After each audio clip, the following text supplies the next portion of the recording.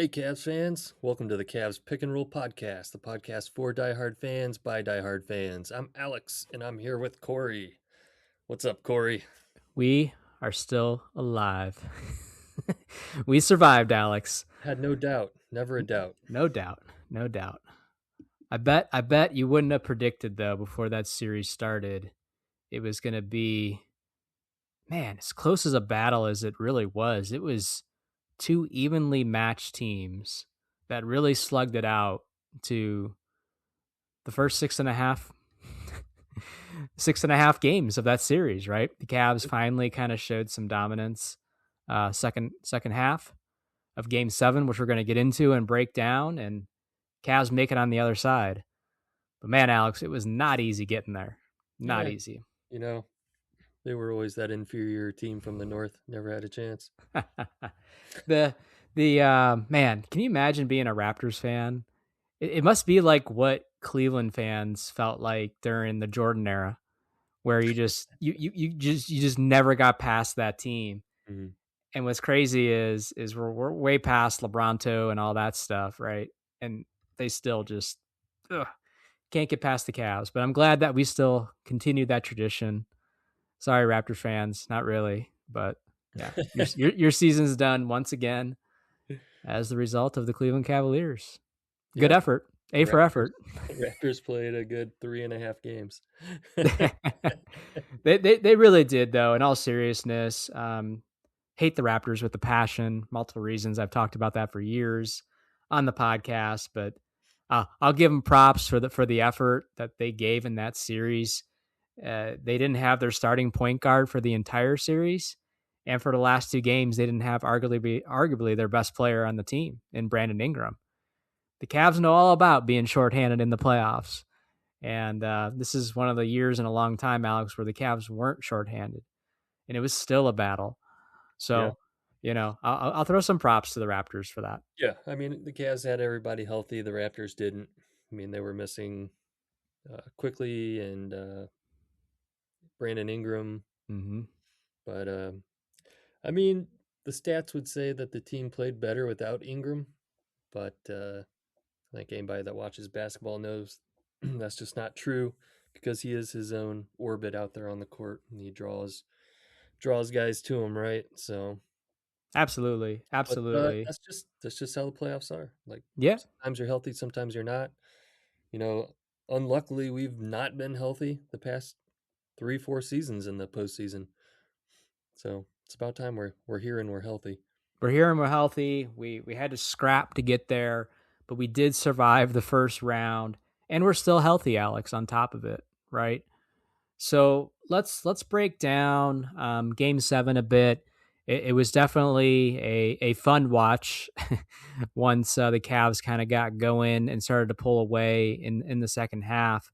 But man, Alex, early on in that game, it was more of the same with Toronto coming out, throwing the first punch, got up double digits multiple times in the first half on the Cavs. And man, it was kind of like, really? Yeah. We've seen this before a couple times in this series, Alex. Yeah, I mean the Cavs came out. Oh, they missed like the first couple shots. They had a turnover. Raptors got up. Raptors were up by like 8 points real quick. And it's like, oh, here we go again. We're gonna just trail them, by 8-10 points the whole game. Um, yeah, yeah, that first half, we came back at the end of the second quarter and tied it up. Went And on a nice little run there. I think it was an 11-2 run to end the mhm, half, and went into halftime, tied at 49 after what was a Tyson's 3, I believe, was the last bucket for the Cavs. And that really set up the rest of the game, Alex, because they started to cook then going on that run. And I know, Alex, you probably feel the same way because we've seen plenty of Cavs basketball teams that come out of halftime and just struggle for whatever reason. Multiple eras of Cavs basketball, not just this era that we're in now. And it's like, okay, we're tied. We have the momentum. We have the home crowd. But how is this team going to come out in the second half? Thank God, Alex, they came out the way they did. yeah, yeah, they came out. Yeah, I don't know. Seems like we always talk about how sluggish the Cavs come out in that Yeah, 3rd quarter, and then they fall behind, and but yeah, this game, they came out fired up. they Uh, did. They there did. was a post-game interview, what they were, I can't remember who was asked, if it was Strus or maybe it was Mobley, but they asked him, what was said. They said in the previous game, Schroeder, made a speech during halftime, got everybody fired up, and they asked, which player was it this time, that gave the speech during the half, and he says, "Oh no, it was everybody. Mm, Everybody was talking. There was a lot of conversations. There was a lot of back and forth. You know, guys that's saying good. yeah, what they needed uh, to get this win." I was talking to somebody at work today, Alex, and Struce's name came up, and I said, you know what, I'm going to give Struce a little bit of love, and I'm going to do it on here as well because Max Struce, he wasn't the only guy, but he had a tough defensive assignment in guarding Scotty Barnes, who is bigger than him, um, outweighs him, more athletic than he is, and he was tasked to just pester him, be pesky in any way you can. And I'm not saying that he outdueled Scotty Barnes in that playoff series, but especially the last couple games, I feel like he did just enough. Just enough. And yeah, he had that boneheaded kind of headbutt moment late in the Mhm. game. But Struce wasn't afraid. And there was some times where he forced a turnover. Jarrett Allen gets that big breakaway dunk. The crowd goes nuts and all that stuff. And so just some love for Max Struess. Just kind of being that guy that's What was in up a with tough assignment. that headbutt? That was so I weird and I random, I and they wonder I wonder if at that point Scotty Barnes had 5 fouls and they're coming up the court. And I wonder if actually what Struess was trying to do was to bait him by kind of like stopping and running into him and seeing if like Scotty would kind of nudge him or push him. And Struess probably would have sold it a little bit to try to get him to pick up his sixth foul. That's the only thing I can Mhm. think of. Yeah, But because I it's mean, it so was a straight weird. on headbutt though. Well, when they showed the replay, he kinda, like, does it once, kinda lightly, like, Yeah. headbutts his shoulder, and then he does it a second time, and it's just such an it looks like such an awkward He, movement, and I don't he was like, what totally trying to bait him. But is he that's doing? what I mean though. Like of all guys, like Struess isn't that guy you would pick to do that, right? The game is in hand at that point, and he's still out there, just letting them know that he's there, So Yeah. yeah, Stu struggled. I mean, he had that awesome first game in the series, right? But he kind of was up and down throughout the series. But he did just enough, and on the defensive end, he definitely had a tough matchup. So again, showing some love to Struess. But Alex, the third quarter of Game 7 belonged to one man, Jarrett Allen. Your boy. Jarrett Allen's. Listen, Jarrett Allen is the new Kevin Love. What I mean by that is every year when there's trade rumors and trade season and off season, his name comes up every single year and probably will continue to, right? But man, he just saved your season with that performance he had in the third quarter. He looked like freaking Shaq out there. Nobody can stop him. And what was even more impressive, Alex, how many free throws he made. He knocked every free throw down, it seemed like, once he got fouled. It was unbelievable. He was so aggressive. And it's like, man, why can't you do that all the time? Right. Mhm. Now, Toronto's undersized, and we thought that that was going to be one of the pros, right? That was going to work in the Cavs' favor. Um, Absolutely. he kind of just waited too long. He waited till game 7, Yeah. right? At the brink of elimination to kind of do that. But man, I want to see him play with that fire more often because we know he's capable of doing it. Yeah, I mean, this is what we've been saying, feed those big men, take advantage of Pirtle in the center there. Yeah, I mean, I feel like they could have been doing this all along, both him and Mobley. Yeah. They had every opportunity to dominate that paint. But yeah, Absolutely. And not every matchup's going to be like that, right? With Detroit, you got an actual big waiting for you over there, and we'll talk about that. And I hope Mobley was taking some notes because at that point, he picks up his fifth foul. He's sitting on the bench, he's watching, and just Jared Allen. Jared Allen again saved your season, and it wasn't James Harden, it wasn't Donovan Mitchell, it wasn't Evan Mobley. It was Jared Allen that kind of carried the load offensively for you. in that quarter, and again is what allowed the Cavs to get that lead and really never look back. So that was just so fun to watch, Alex, and I was so happy. And I remember saying on the last episode, like, man, we're due for a Donovan Mitchell game, which we're still due for. We're Still still do. waiting for, Alex. Okay, but then I also said, man, I want a Jarrett Allen game because when he scores 20 and above, show me how many times the Cavs lose. Yeah. And there it was. He There had it an was. incredible stat line: 22 points, 19 rebounds, 2 assists, 2 steals, How many 3 blocks? blocks. Yeah, 3 blocks. Yeah, it Incredible. was awesome. It was He was just fantastic. everywhere. He was. And Mitchell did start to play a little bit better and his confidence was getting up and stuff like that, but it wasn't Mitchell starting that run and having that classic fourth quarter, Donovan Mitchell takeover. It was Jarrett Allen in the third quarter, which you love to see, right? You love to see. And Detroit and Toronto really never made a run that whole second half. Nothing more than maybe 3 baskets, maybe 6 point runs here and there, but they never even kind of sniffed single digits again. Maybe once at one point they got down to 9, but the game was out of hand by that, Alex. So Yeah, I mean, Cavs defense really stepped it up.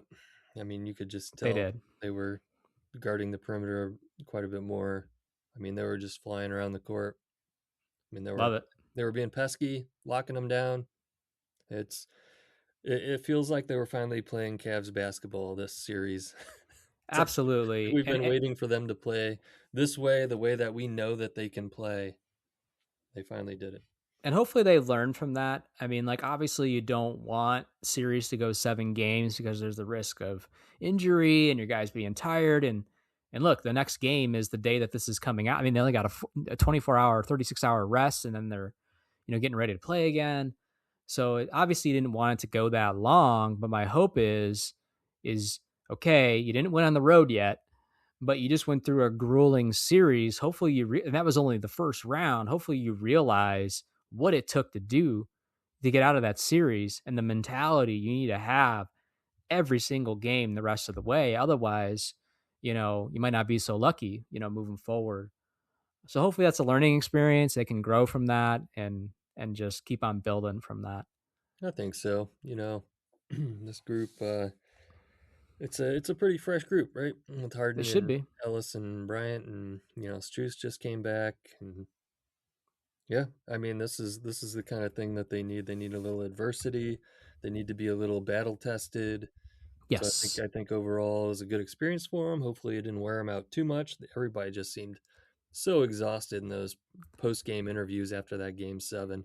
I mean, they looked absolutely drained, and now they got to play again Hmm. Tuesday night.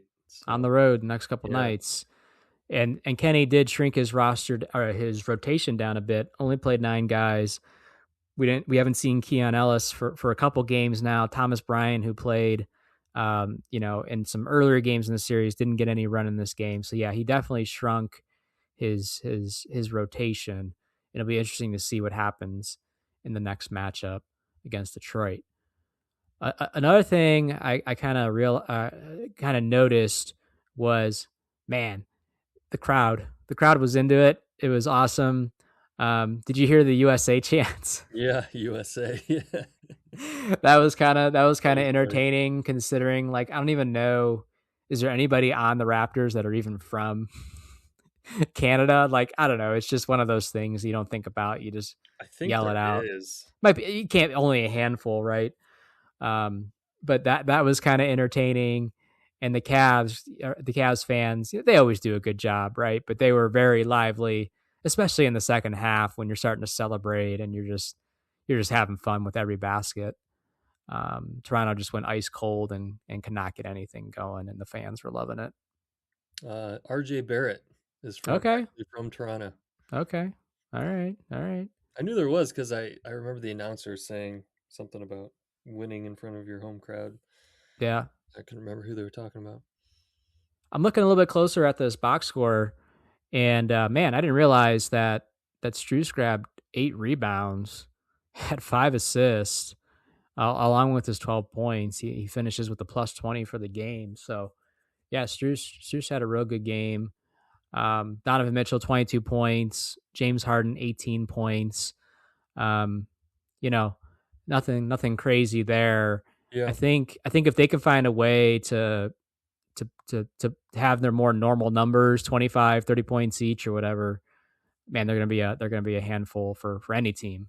Yeah, I mean they're still struggling on offense. They still struggled to shoot the ball.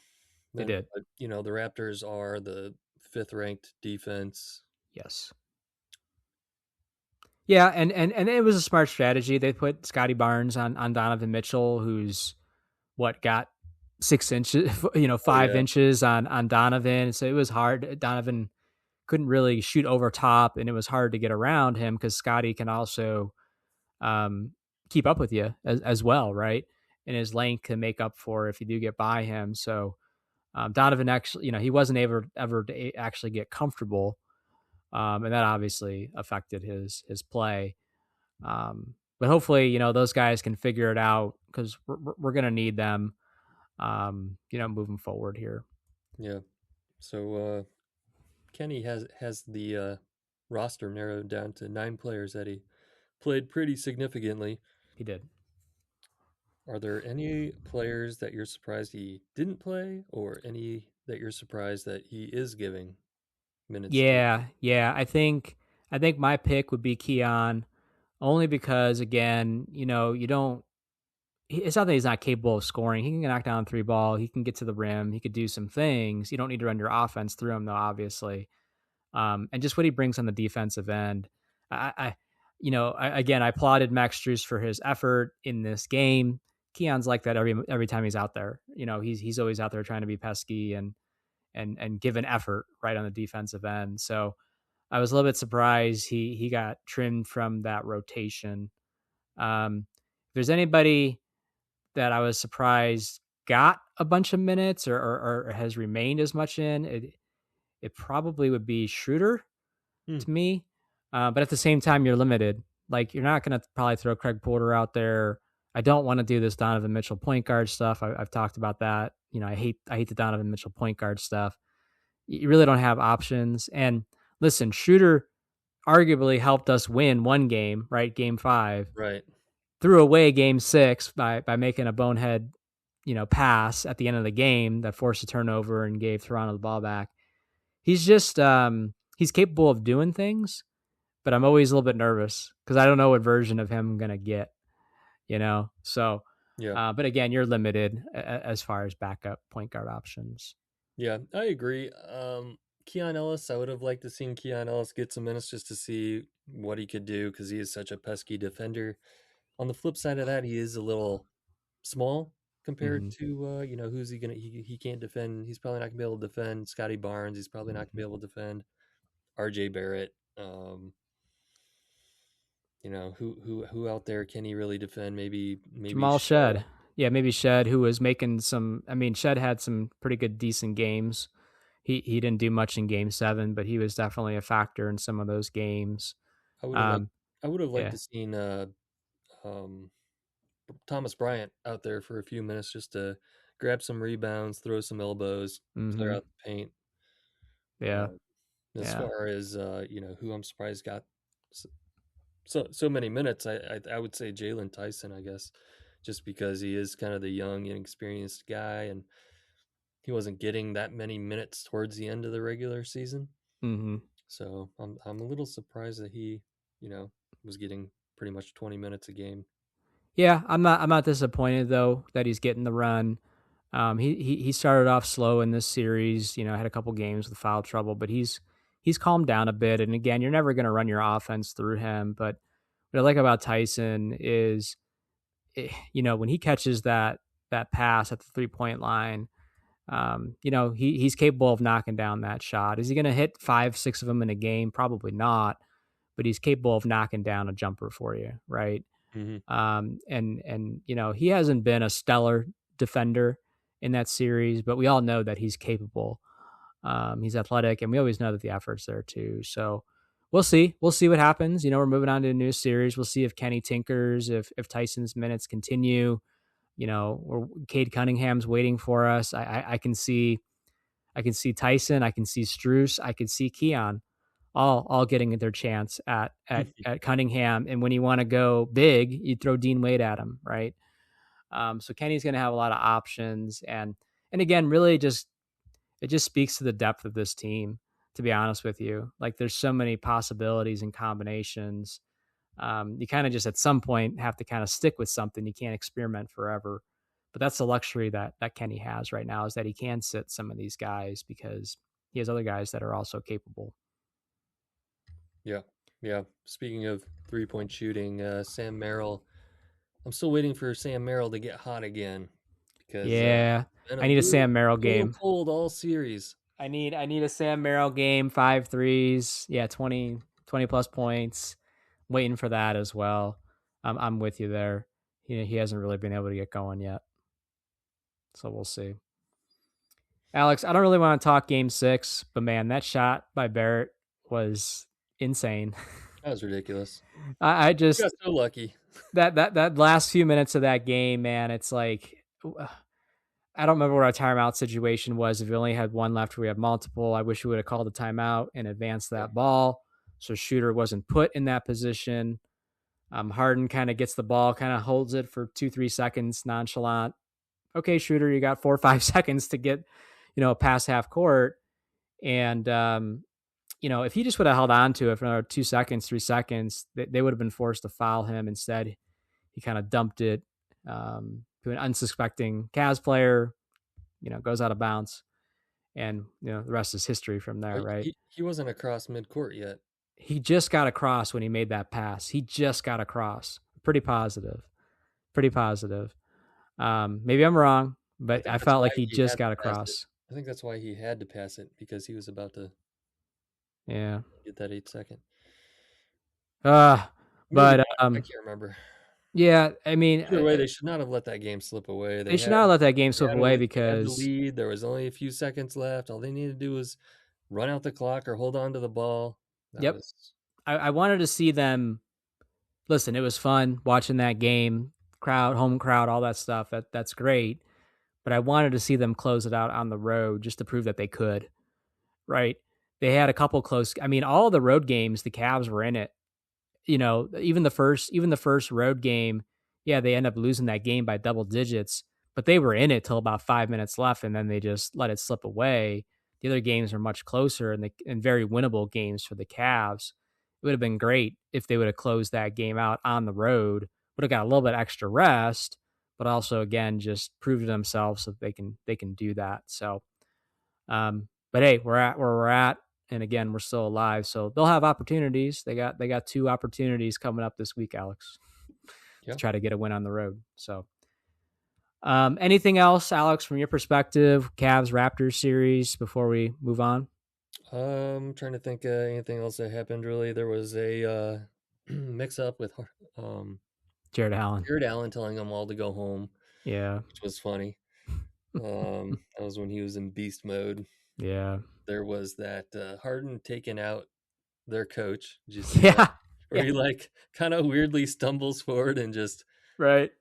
It doesn't even look like he barely runs into him, but that coach just like falls he had backwards to be, over like the announcer table, and that coach had to be pissed at that point, man, because the game's done, and it's just like add an insult to injury, man. Just getting knocked down on live TV. Yeah, their coach, man. He's always got that really. He's got RBF, man. He always looks pissed. Yeah. Well, another Cavs Raptors. That game.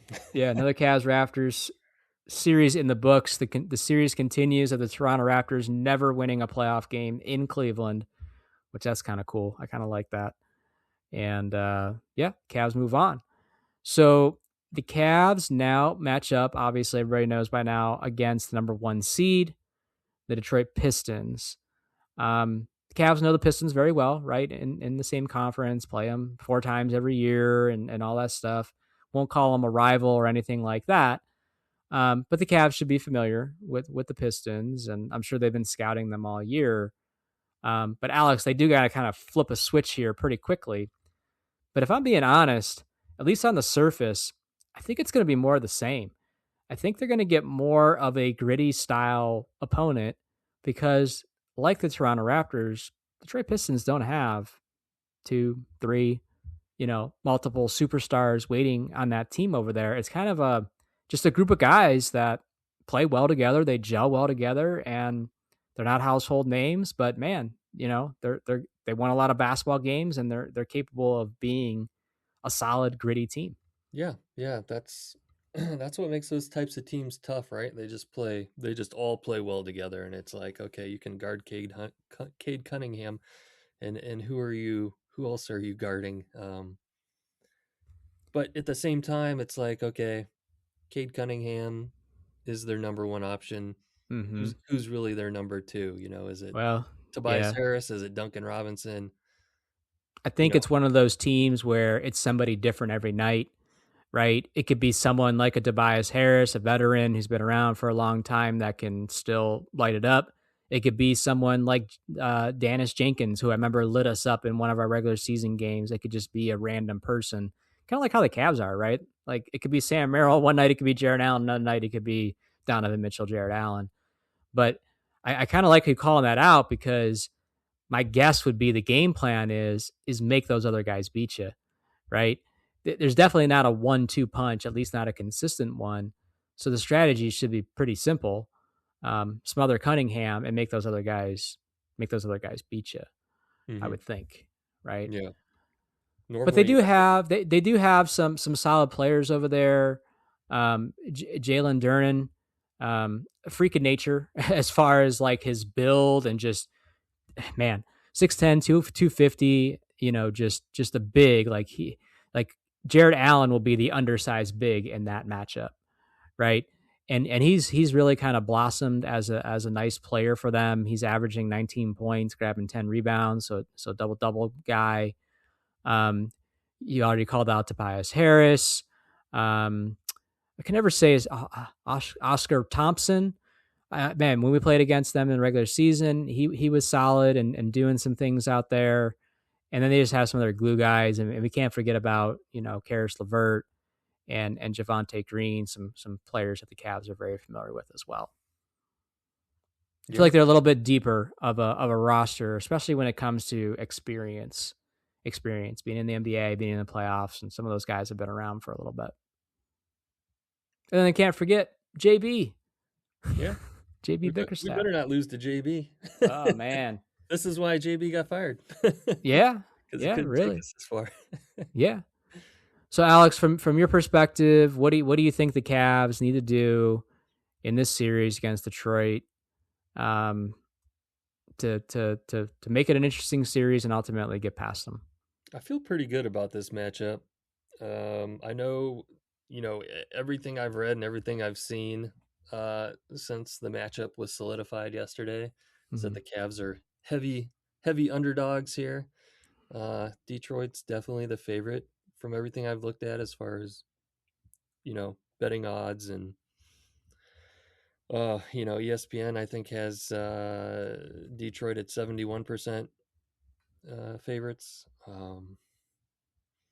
Yeah, yeah. I think we're going in. I don't know. I don't really know what Detroit thinks about us. Like, do they Yeah. see us as like a threat or not? Mm-hmm. But I think we handled them pretty well the last two games that we had against them in the regular season. Yeah. And I think we matched up well against them. And I think that's one of the reasons why we wanted to match up against them in this playoffs. We kind of positioned ourselves to eventually play against them Mm-hmm. when the time came. So as far as what we need to do to win, we just need to play Cavs basketball. We need to be the aggressor. We need to dictate, the tempo and the flow of the game. I think that's pretty much the key for us. Yeah, and I agree with all that. I'll throw in there, and I'll probably say this every playoff series, especially this year. Said it with Toronto. Do not underestimate your opponent. Respect your opponent. Think about what Detroit just went through to get to this matchup against the Cavs. They were down 3-1 against the 8 seed, came back and win the series, right? So they're feeling their chests are probably huffing them. They're out. They're puffing their chests right now They're full of confidence. They have the home court advantage. They just reminded the NBA of why they're the number one seed in the East. The Cavs cannot mess around and think that we got this Hmm. because we, matched up well with them in the regular season or whatever. They've also had a little bit longer of rest time, and they're at home, right? They've been waiting for you since what they closed up that series on Saturday, I think it was. So, and they don't have travel and all that stuff. They practiced today while you were traveling. So the Cavs just got to be ready, especially with these two games being road games. It'd be huge, in my opinion, if they could split that series, those first two games, because again, to win this series, you're going to have to win at least one in Detroit, and if they could do it early, I think it greatly increases the Cavs' chances of coming out of this series. Yeah, It's I gonna be fun. agree. It's gonna be a Yeah, fun one. yeah, yeah. I'd love to steal one in Detroit. I just don't know if it's gonna happen. I would have loved to have gotten one in Toronto, and Yeah, we never did. right. Well, if you don't get one in Detroit, you're not winning this series because you don't have home court advantage, and really that's the rest of the way. That's the rest of the NBA playoffs for the Cavs. So it almost would have been nice if Orlando would have won because you actually would have held on to home court advantage for the second round as well. But cards didn't fall that way. The Cavs get the matchup they want. Now let's see them go prove that was the right decision. They did it a couple years ago. I forget who it was where they purposely stayed. You might remember they purposely stayed in like the 4 seed, and it kind of bit them and didn't work out in their favor. But we'll see what happens here. I'd kind of rather play Detroit than Orlando. Yeah, yeah. Orlando's scrappy. They're a little bit more athletic, younger, right? But every team's going to have high intensity. The Cavs just need to not only match it, but set their intensity higher, and for once be the one to set the tone, Yeah, right? So yeah, so the Cavs and Detroit second round. It's funny, Alex, how these first rounds feel like they take forever to happen. There's multiple days in between games. Now we're in the second round. Things start moving a little bit more quickly. The Cavs play Tuesday, Thursday, Saturday this week. So we got 3 games, 3 Cavs playoff basketball games this week, every other day, basically. So, yeah, we're going to know by this weekend where things kind of stand before we go into the following week, which is game 4 on Monday. So it's going to come fast and furious. Cavs probably got some tired legs, but hope they're ready. yeah, yeah. Hope so. They better be ready. Yeah, yeah. On top of it, too, this is a good opportunity for the Cavs going into the playoffs. A lot of people nationally and locally were saying the Cavs potentially have one of the easiest paths to the finals, right? And what happened over the weekend, Alex? Who got knocked out of the NBA playoffs? Oh, the Boston Celtics got The knocked out. the Boston Celtics lose game 7 at home against the 76ers. And then you have even more people saying like, "Oh, now the Cavs really have to, make sure they get past, Detroit and get to the finals, right?" Hmm. Um, I think we can admit that the Celtics were the one team we didn't want to have to see until we had to see them. Right. So bit of relief that they're no longer in it. But that doesn't mean anything though. The Cavs still got to get there, and they're going to have a tough team waiting for them if they get past Detroit as well in New Yeah. York or the Yeah. I mean, 76ers. Boston was the absolute worst team for us to match up against, and they're out now. But, we still got to beat Detroit. We'd still have to beat either the 76ers or the Knicks. And, all those teams are good teams. The East is wide open. It is. It really is. And the Knicks, they're pounding on the 76ers right now, have a 21-point lead in the third quarter with 5 minutes left. So they're going to come out most likely with a game 1 victory, and they're probably the favorites right now, is my guess. I haven't looked betting odds and all that stuff, but to come out of the East, the Knicks are probably the favorites right now. So yeah, the Cavs still have a long road ahead of them. Starts very soon, so I'm excited to see some more Cavs playoff basketball. Again, just Cavs got to be ready, man. Yeah. Yeah, it's going to be good. All right. Well, Alex, anything else before we go ahead and wrap up? Well, I heard a little bit of news that Ah, Coach Mosley, The Oh, what Orlando Magic was released one day after their loss. do you think about that? Man, that's fast. That was quick. Like, I guess they must have already, and that was a very close series. Um, had they won that game 7, I'm sure. I don't know. Would he have still had his job next season? Probably. Did his job come down to just winning that one game or not? I don't know. I feel like maybe the decision was made prior to the playoffs even happening because it basically took you winning a playoff game to even get to the playoffs, right? They probably view that they have a once in a generation star on their team in Banchero, although they've had some pretty good players in their franchise history, but this is like their era's number one star player. We could debate whether we feel he is that or not. And maybe they felt, you know what, playing for a play in is not good enough, right? Now, if they would have won that game and they're playing in the second round right now, it becomes harder to justify maybe that firing.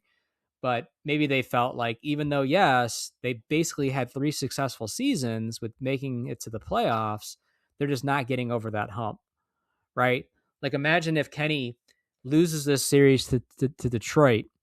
He's probably on the hot seat by next year, I would imagine. I don't think they would fire him this year. But if, again, he comes up short next year in the playoffs again, he's probably on the hot seat. He's probably on his way out, especially with what's waiting next summer, Mm-hmm. which is, some decision, actually decisions will start this year with Donovan Mitchell, but you know what I mean? Yeah. 3 years is your window in the NBA. Mitchell and Harden. I remember when JB got fired, we kind of felt a little bit like, was that a little bit premature? I mean, we were good. He took a bad team to a good team, but we were just there existing, right? We were a playoff team, but we weren't getting over that hump. And that's my guess is that's probably how the Magic viewed Mosley currently. Yeah. No. Yeah. I mean, I agree. Like, then again, like, they, I mean, they had injuries all season, right? Like, Wagner was out, Suggs was out. Yeah. I don't know. They also have no draft It's just not capital. all the I mean, yeah. they traded what, 4 draft picks for Bane, I That think it was. roster's yeah for Bane. That roster is not that deep as it is, and then you got 2 of your best players out. Yeah, I don't know about that Bane move. I don't know that was a smart move. That was not a He's a smart good player, move. but he's not a number one. No, you're not going to have any new blood coming into that team, right? Unless you start moving some of those pieces. So, it'll be interesting to see what they do. My guess is they keep it status quo and they just think if they have the right coach, this team performs differently. And if we have some better luck with health, Cavs, we know all about that. We've been there, right? So again, it feels odd right now that the Cavs have everybody available Hmm. because we're so used to being in that kind of situation where we have a couple bodies not available, and that ends in the result of our season being over. Yeah, So I mean, it does worry me a bit that we are healthy. This is the best version of our team, and we still struggled against you know absolutely, the absolutely, man. Raptors, who were 2 man shy. Yeah, yeah. We'll see what happens though. Anything can happen in the NBA and in the NBA playoffs. I mean, maybe the Cavs will continue that momentum they had from Game 7 and jump out on the Detroit Pistons in Game 1, Alex. Yeah. All right, let's go ahead and wrap up this episode of the Cavs Pick and Roll podcast. I want to thank you, Cavs fans, as always, for tuning in and listening. And Alex, let them know they can follow us and connect with us. Follow us on X at Cavs Pick and Roll. Shoot us an email, cavspickandroll@gmail.com. Follow us on Facebook, Instagram, Tumblr. Watch this episode on YouTube. Click like, subscribe, leave us a rating or review. We'd appreciate it. All right, Cavs fans, there it is. We will talk to you again soon. Peace out, Cavs fans.